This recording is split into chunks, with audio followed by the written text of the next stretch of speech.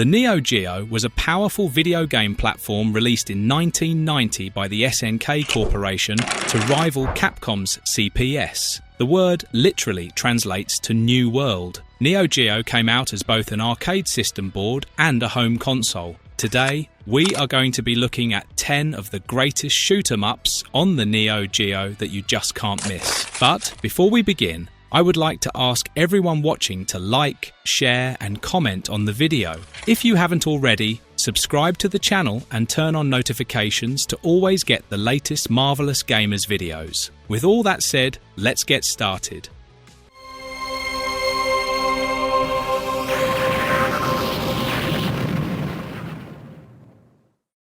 Blazing Star. Starting off at number 1, we have Blazing Star, a game developed by Yumikobo for the Neo Geo back in 1998. This game is a horizontally scrolling shooter that centers around the war between the planets Remuria and Mutras. You have the choice between 4 Romulian cyborg pilots who decide to go against their orders to gain freedom, and 2 pilots from planet Earth who get embroiled in the conflict. There are 6 distinct ships to choose from in your arsenal, each with its own benefits and specialized charge shot attack, such as the 3-way spread and holy flare. A key mechanic is the ability to split your charged energy attack into multiple destructive projectiles, maximizing the range, and thus the carnage you can inflict against enemies. The game is spread over 7 stages, and each stage concludes with a unique boss battle that you must defeat to progress to the final boss, Broshella, a sentient weapon. The game was a critical success, with critics appreciating the bosses and effects, and has been cited as one of the most visually stunning and refined Neo Geo shooters.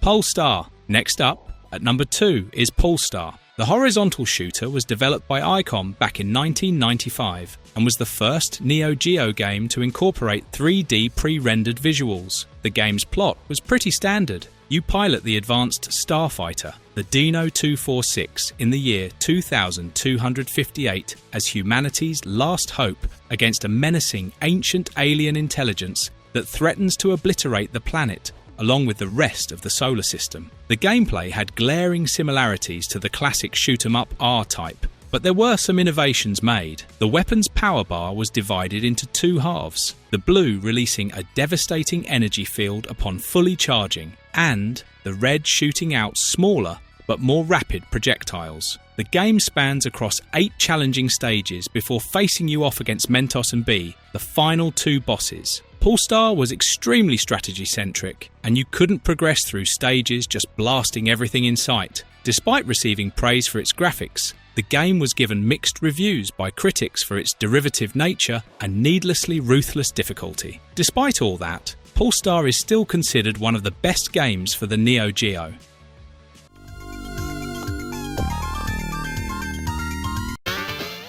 Aero Fighters 2 or Sonic Wings 2. Moving on to number 3. Aero Fighters 2, or as it was known globally, Sonic Wings 2, was a vertically scrolling shooter developed and published by Video System for the Neo Geo back in 1994. In the game, an unknown army appears out of nowhere and occupies the world. Desperate, the United Nations requests the International Secret Rescue Team to call upon 8 fighter pilots, each with their own unique characteristics and fighter jet, to destroy the oncoming threat. You have to choose a fighter from an impressive roster of erstwhile modern jets like the Rafale M, F-14 or A-10. Your primary objective is to blast through 8 massive action-packed stages across the globe to defeat incredibly detailed, though often comically, OTT enemy bosses. The final boss battle literally takes place in a different dimension altogether. Aero Fighters 2 was highly regarded globally for its polished gameplay for the time and its anime-inspired aesthetic, with critics frequently highlighting the quality of its fun bosses, crisp controls, and the engaging 2-player co-op mode. The critics did, however, have some issues with the game's sound design and its replay value.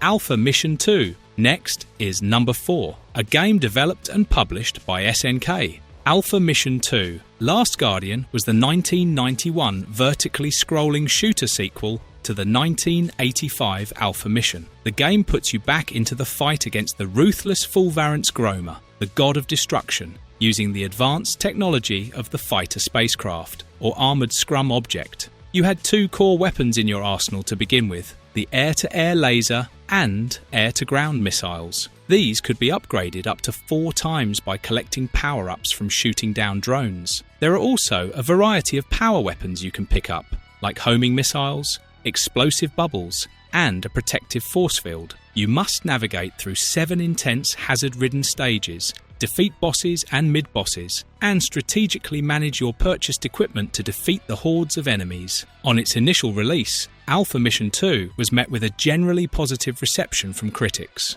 Most critics lauded the game's colourful visuals, soundtrack, and bosses, while some found issues with the repetitive levels and power-up system. Strikers 1945 Plus. At the halfway point, we have Strikers 1945 Plus, a vertical shooter developed by Saikyo and released for the Neo Geo back in 1999. This title is an enhanced iteration of the classic Strikers 1945-2, released 2 years prior. The plot is set in the winter of 1945, where the Strikers have successfully eliminated Canny's forces. However, a new organisation leaks the data on Canny's newest weapons. The Strikers, who had been appointed as a new weapons development experimental unit, were convened once again as protectors of the world. You must choose from 6 historically inspired fighter planes like the P-38 Lightning or the Spitfire Mark VI.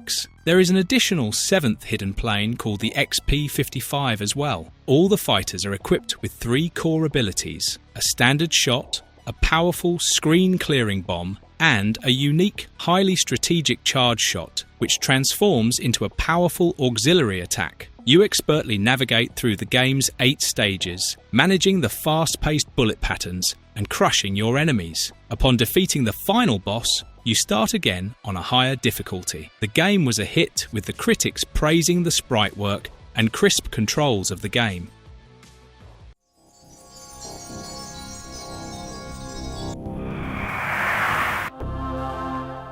Last Resort. Moving on to number 6, we have an underrated and overlooked gem. Last Resort was a horizontally scrolling shooter by SNK that was released in 1992. Set in the year 2990 AD, overpopulation has sent humanity across the galaxy to create permanent colonies. Tongue-in-cheek, we're getting there in real life as well. A rogue computer virus has taken over the automated defences of a space colony, attacking humanity and turning the machines against humans. The player controls a spaceship to fight back against the virus. Your ship is equipped initially with a weak forward-firing gun, but you can enhance it with special weapons and power-ups. You are equipped with an attack unit, a special drone that acts as a powerful offensive and defensive asset. Your enemies are a robotic army controlled by their king, while there are smaller enemies like Lamella, Iron Claw, and Metal Bee as well. The game features 5 distinct stages, each having unique enemies, environmental hazards, and a final boss fight. Last Resort was pretty well received by critics, with its graphics, atmosphere, and gameplay praised, although some noted issues such as slowdown and its short length.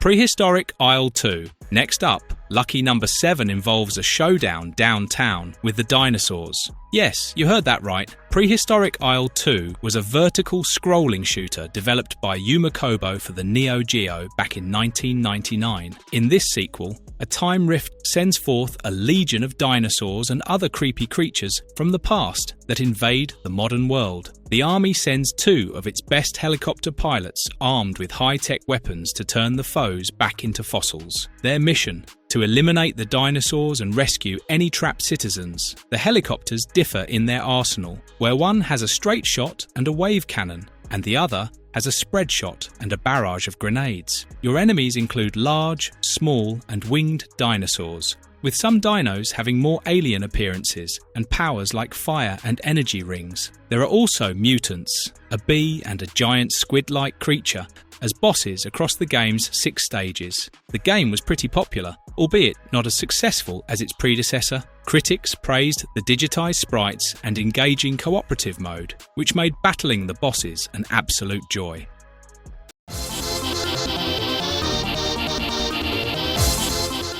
Z-Blade or Operation Ragnarok. Number 8 on the list is Z-Blade, or as it was known in Japan, Operation Ragnarok. The horizontal scroller was developed by NMK for the Neo Geo back in 1994. Set in a future where man can travel across the solar system and Earth plans to establish a space frontier, the automated space station called Yggdrasil, which is run by a supercomputer, turns on Earth, surprise surprise, and attacks the planet. Earth launches Operation Ragnarok, wherein 3 of the Earth's best spacefighter pilots are sent to destroy the Yggdrasil. You have the choice between pilots Beard, Charlotte, and Arnold, each with their strengths and weaknesses. Subsequently, you have 3 options for your frontal shots, missiles, and rear shots each. There are 7 challenging stages, all featuring vast, impressive environments and massive, complex boss battles. The enemies include a variety of robotic ships, including drones and fighters, and even creatures such as alien slimes,